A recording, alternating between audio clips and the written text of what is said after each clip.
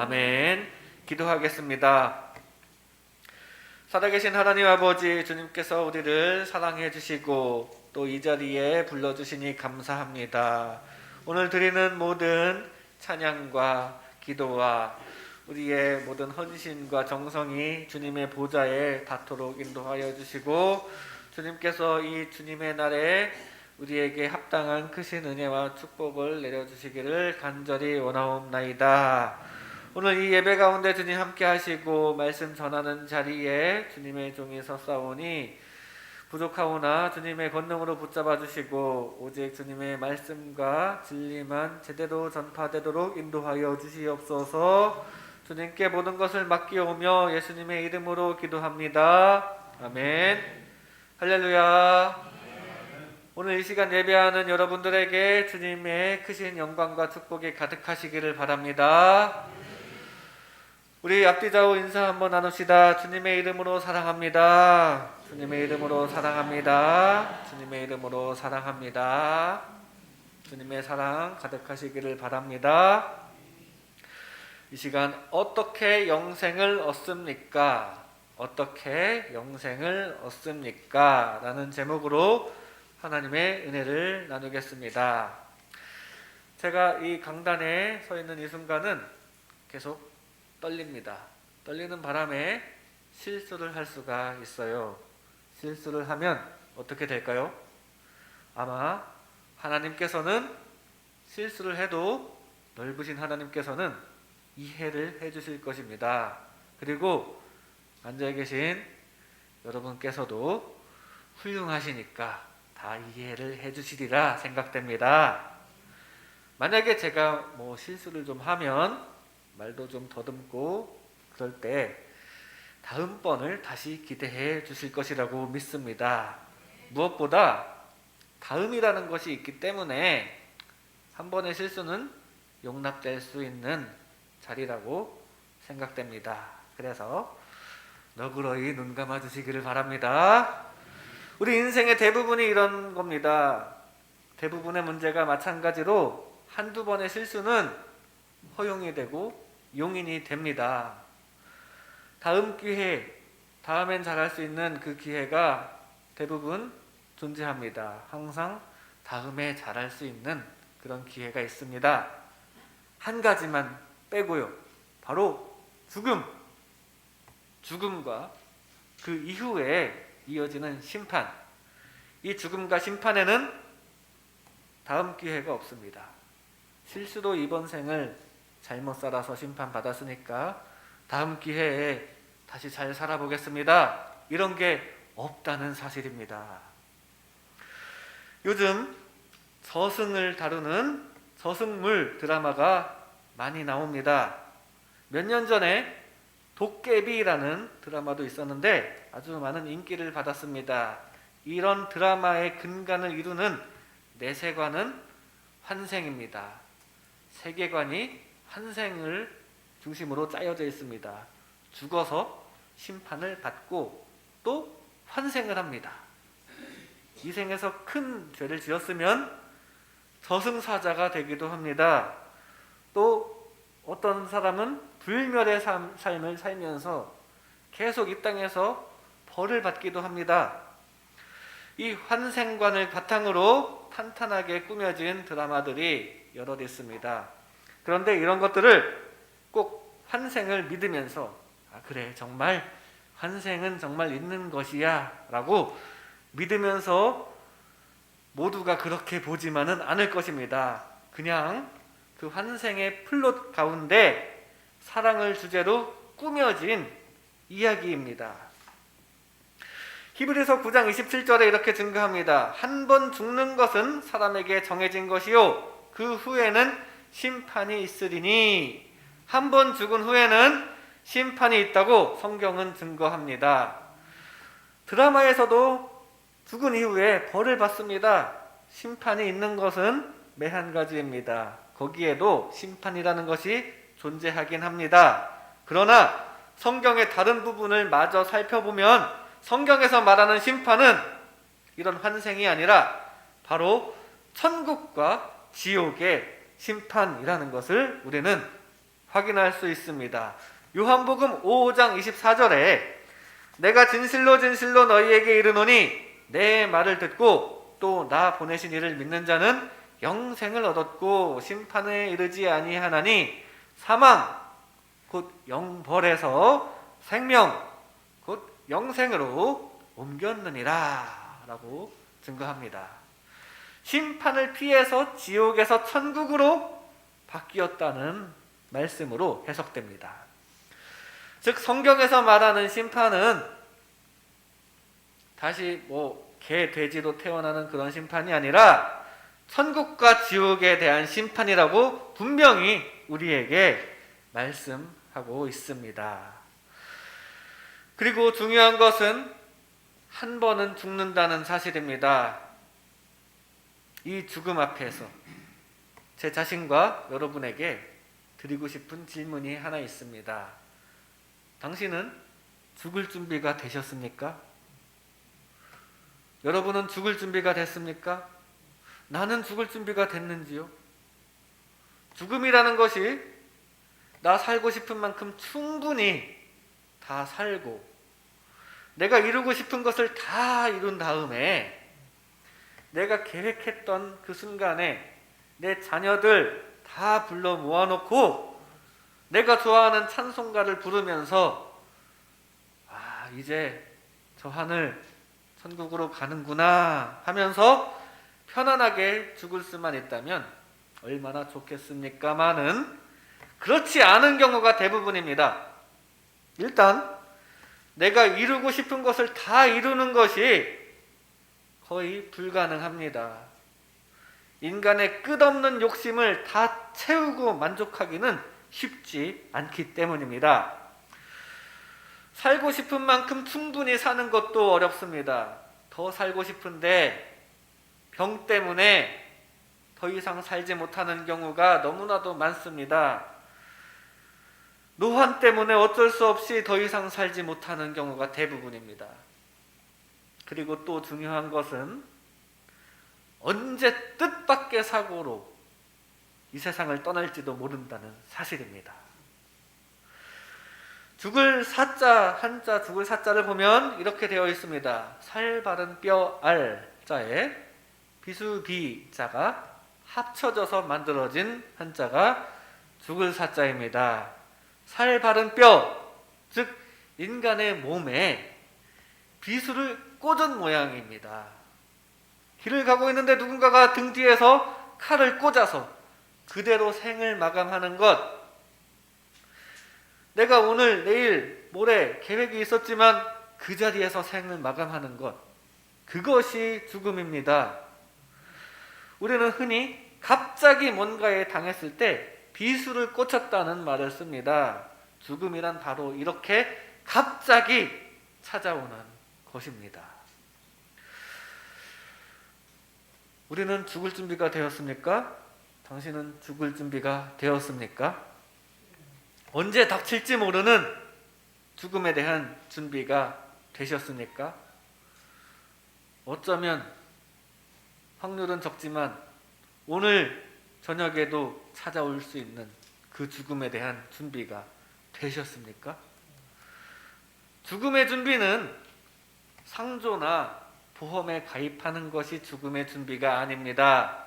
죽음의 준비는 바로 내 자신의 영혼을 구원하는 것입니다. 여러분의 구원, 나의 구원, 그것이 죽음에 대한 가장 중요한 준비입니다. 만약에 내가 죽을 시기를 내가 계획할 수 있다면 계획한 그 시기에 맞추어서 죽을 준비, 곧 구원에 대한 준비, 신앙생활을 그때만 살짝 하면 구원은 받을 수 있겠죠. 그러나 아까 말씀드렸듯이 죽음은 내가 계획한 시간에 죽을 수 있는 게 아닙니다. 그러므로 슬기로운 다섯 처녀처럼 항상 깨어서 구원받을 준비를 해야 합니다. 우리가 신앙생활하는 목적이 무엇입니까? 여러분들은 오늘도 교회에 왜 오셨습니까? 한마디로 천국 가기 위해서, 천국 가기 위해서입니다. 어릴 때 제가 같이 신앙생활했던 친구 중에 한 명이 믿음을 잃고 언젠가 저에게 이렇게 이야기합니다. 천국 가려고 교회에 다니는 거라면 나는 안 다닐래. 그 친구는 교회 다니는 목적이 뭔가 고상하고 세상적으로 멋진 것이길 바랬었나 봅니다. 그 친구의 말처럼 자기 수행이나 사회봉사 그런 것들을 잘해서 세상에서 다른 사람에게 잘 보이는 것이 교회라면, 그렇다면은 제가 차라리 안 다니겠습니다. 요즘은 또 그렇게 하기도 쉽지 않습니다. 교회 다닌다고 세상 사람들이 좋게 봅니까? 세상 사람들에게 결코 좋게 보이지도 않는 시대에 우리는 살고 있습니다. 그럼에도 불구하고 이렇게 성전에 나와서 예배하는, 주일마다 주님을 찾는 여러분들의 이 신앙생활의 목적은 천국 가기 위해서라는 사실 한 번 더 되짚어 생각해보고 늘 기억하시기를 바랍니다.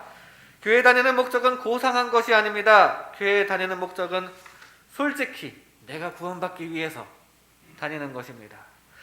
내가 구원받기 위해 신앙생활 하시는 저와 여러분 되시기 바랍니다. 하나님께서도 그걸 원하십니다. 하나님께서도 구원을 주고 싶어 하십니다. 그래서 지금도 저와 여러분을 이 자리로 부르신 줄로 믿습니다. 그런데 그 구원의 길을 정확히 잘 몰라서 헤매는 경우가 많이 있습니다. 오늘 본문의 부자 청년도 그 구원의 길을 잘 몰라서 이리저리 헤매다가 그냥 가버렸습니다.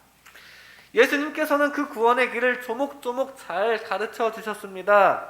오늘 그 구원의 길을 명확히 기억하면서 부자 청년처럼 중간에 떠나버리지 말고 끝까지 주님의 참된 제자로서 동행하시는 저와 여러분 되시기를 주님의 이름으로 축복합니다. 그렇다면 예수님께서 알려주신 영생의 길, 구원의 길은 어떤 것입니까? 먼저 완전해야 영생합니다. 완전해야 구원을 얻습니다. 본문 16절에 이렇게 증거합니다. 어떤 사람이 주께 와서 이르되 선생님이여 내가 무슨 선한 일을 하여야 영생을 얻으리까? 부자 청년입니다. 부자 청년이 예수님께 어떻게 해야 영생을 얻습니까? 이 청년은 영생을 얻고 싶습니다. 뭔가 착한 일을 해야 영생을 얻는다는 건 알겠는데 그래도 잘 몰라서 예수님께 질문하는 것입니다. 계명을 지켜라. 어떤 계명을 지켜야 합니까? 이것저것 다 지켜라. 살인도 하지 말고, 간음도 하지 말고, 도둑질, 거짓말 다 하지 말고 내 이웃을 내 몸처럼 사랑하라. 제가 그런 것들 다 지켰습니다. 그러자 예수님께서 온전한 선행의 길을 알려주십니다. 오늘 본문 21절에 내가 온전하고자 할진대 가서 내 소유를 팔아 가난한 자들에게 주라. 그리하면 하늘에서 보화가 내게 있으리라. 그리고 와서 나를 따르라. 이렇게 알려주셨습니다. 한마디로 완전한 선행을 해야 영생한다는 말씀입니다. 선행으로 구원을 얻어 영생하려면 100%의 완전 선행을 이루어야 합니다. 그래서 그것이 불가능하다는 것을 알게 하시려고 예수님께서는 정말 계명을 다 지키려면 이웃을 내 자신처럼 사랑하고 그렇다면 전 재산을 구제해야 마땅하다고 말씀하시는데 한마디로 완전히 선해야 영생을 얻는다는 말씀입니다. 갈라디아서 3장 10절에 이렇게 증거합니다. 무릇 율법 행위에 속한 자들은 저주 아래에 있나니 기록된 바 누구든지 율법 책에 기록된 대로 모든 일을 항상 행하지 아니하는 자는 저주 아래에 있는 자라 하였습니다. 모든 일을 항상 행해야 한다고 합니다. 율법 책에 기록된 대로 모든 일 100%의 일을 항상 100%의 경우에 다 선을 행해야 한다는 것입니다. 왜냐하면 영생하는 천국에는 100%의 온전한 선만 존재하기 때문입니다. 그래야 하기 때문입니다. 그런데 이 세상에는 선과 악이 혼재합니다. 그래서 행복과 불행이 섞여 있습니다. 그런데 영생하는 저 하늘나라에는 선만 있습니다. 그리고 행복만 있습니다. 이게 무슨 말이냐? 100% 선해야만 그곳에 참여할 수 있다는 말씀입니다. 거룩하신 하나님 앞에 가는데 100% 온전히 선해야만 갈 수 있습니다. 약간의 부족한 죄가 있어도 하나님 앞에 서는 순간 죽게 됩니다. 그래서 아담이 죄를 지은 이후로 우리 모든 인간은 하나님과 직접 대면하지 못하고 있습니다. 제사장이 지성소에 들어갈 때에도 죄를 씻지 않고 온전히 깨끗하게 되지 않고 들어가면 죽어서 나왔다고 합니다. 그래서 혹시 모르니 제사장의 복장에는 기다란 끈이 달려 있어서 지성소에 들어갔는데 혹시 죄가 있어서 제사장이 죽게 되면 그 끈을 통해서 제사장의 시체를 꺼낸다고 합니다. 일반 사람들이 들어갈 수 없으니까요. 그 거룩하신 하나님의 나라인 저 하늘나라에 들어갈 때 우리는 조금이라도 죄를 가진 채로 들어갈 수가 없습니다.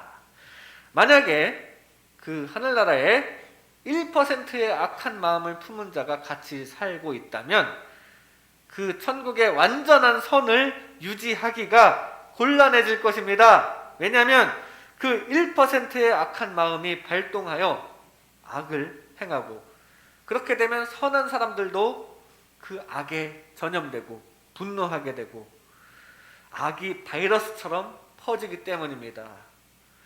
그렇기 때문에 요즘 우리가 어딜 가나 열 체크를 하고 들어가듯이 그곳에도 선을 체크한 뒤에 들어갈 수 있습니다.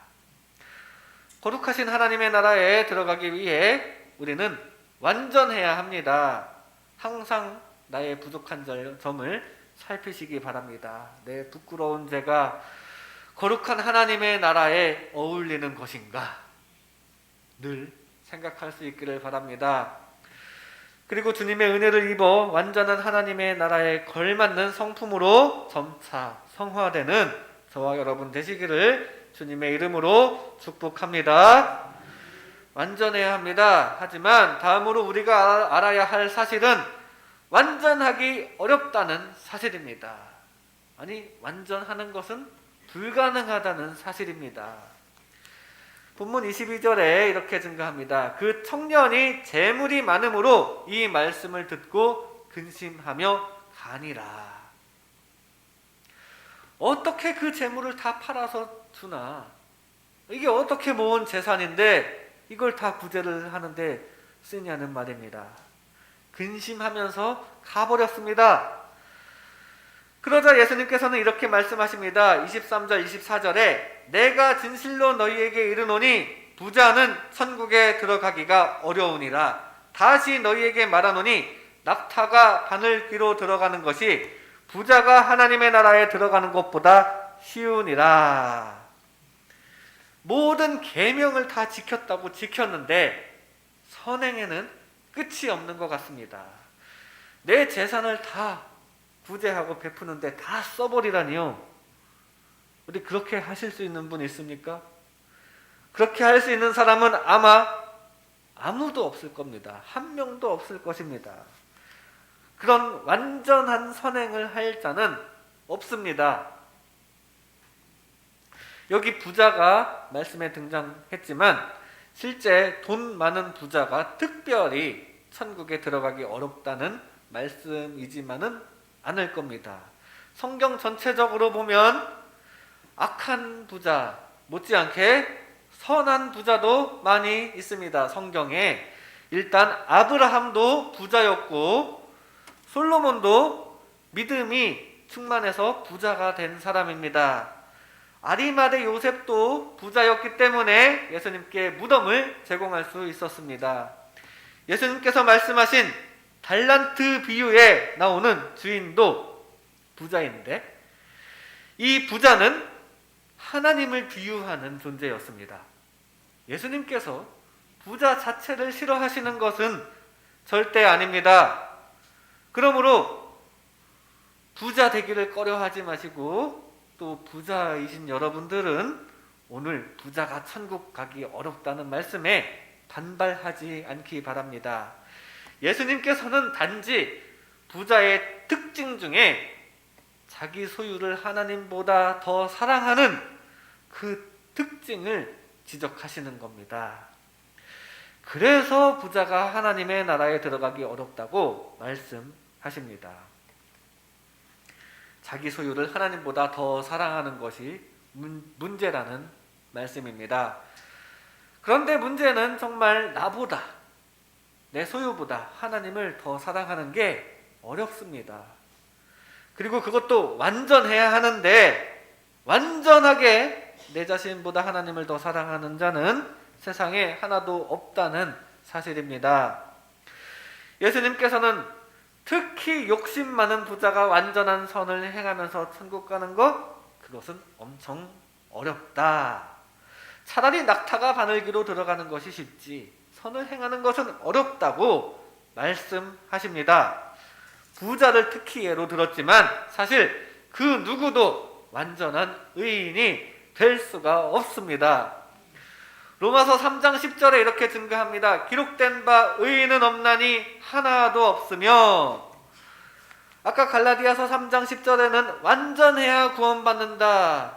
지금 로마서 3장 10절에는 완전한 자는 없다.